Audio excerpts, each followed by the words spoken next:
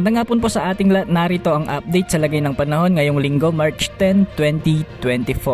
Sa kasalukuyan ay easterlies pa rin ang nakakaapekto sa malaking bahagi ng ating bansa ngayong araw, samantalang northeast monsoon o amihan naman ang magdadala ng bahagyang malamig na panahon sa northern at central Luzon. Ngayong hapon nga ay posible ang mga pag-ulan sa bahagi ng Quezon, Aurora, Polillo Islands, Oriental Mindoro, Camarines Sur, Albay at southern portion ng Bicol Region. Posible ring makaranas ng mga pag-ulan ang Romblon, Marinduque, Aklan at Catanduanes.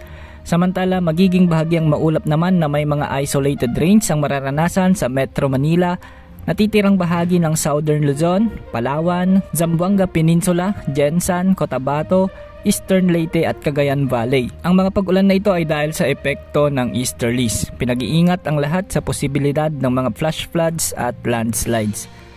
Sa nalalabing bahagi ng ating bansa, asahan ang malinsangang panahon dulot pa rin ng easterlies.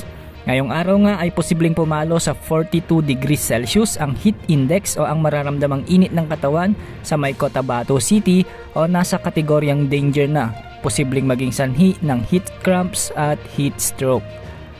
Posible ring umabot sa 40 degrees Celsius ang heat index sa Davao City at 38 degrees Celsius naman sa Palawan, Camarines Norte, Iloilo, Western Samar at Borongan, Eastern Samar. Sa ngayon ay wala din tayong namomonitor na anumang sama ng panahon o bagyo sa loob at labas ng ating Philippine Area of Responsibility, kaya asahan ang magandang panahon hanggang sa susunod na linggo. Yan ang latest sa lagay ng ating panahon. Ito po ang weather update ng bayan, maasahan anumang panahon.